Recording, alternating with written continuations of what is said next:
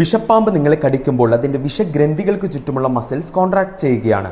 ഇത് അതിന്റെ വിഷത്തെ ഞെക്കി പാമ്പിന്റെ ഫാങ്സ് എന്നറിയപ്പെടുന്ന രണ്ട് പല്ലുകളിലൂടെ പുറത്തേക്ക് എത്തിക്കുന്നു. ഇവിടെയാണ് ഈ രണ്ട് പല്ലുകൾ ഹൈപ്പോഡെർമിക് നീഡിൽസ് പോലെ ആക്ട് ചെയ്ത് അതിന്റെ ഉള്ളിലുള്ള വെനം നമ്മുടെ ശരീരത്തിലേക്കും പിന്നീട് രക്തക്കുഴലുകളിലേക്കും ഇഞ്ചക്ട് ചെയ്യുന്നത്. ഒരിക്കൽ വിഷം ശരീരത്തിൽ പ്രവേശിച്ചാൽ അടുത്തത് എന്ത് സംഭവിക്കുമെന്നുള്ളത് കടിച്ച പാമ്പിനെയും അതിന്റെ വിഷത്തിൽ അടങ്ങിയിട്ടുള്ള ടോക്സിൻസിനെയും ഡിപ്പെൻഡ് ചെയ്തിരിക്കും. അതായത് ഇപ്പോൾ അത് ന്യൂറോടോക്സിൻ എന്നൊന്നുണ്ടെങ്കിൽ അത് നമ്മുടെ നാഡീവ്യൂഹങ്ങളെ ബാധിച്ച് പാരലിസിസ് ഉണ്ടാക്കുന്നു. ഇനി അതല്ല, ഹീമോടോക്സിൻ ഉണ്ടെങ്കിൽ ഇത് നമ്മുടെ ബ്ലഡിന്റെ ക്ലോട്ടിങ്ങിനെ എഫക്ട് ചെയ്യുക, BP കുറയുക എന്നിവയ്ക്ക് കാരണമാകുന്നു. ഇനി മയോടോക്സിൻ ആണെങ്കിൽ മസിൽസിനെ അതിന്റെ കോൺട്രാക്ഷനെ എഫക്ട് ചെയ്യും. സോ ഇതുപോലത്തെ ഇൻഫോർമേറ്റീവായ ചെറിയ വീഡിയോസിനെ ഈ ഫോളോ ബട്ടൺ ക്ലിക്ക് ചെയ്യുക.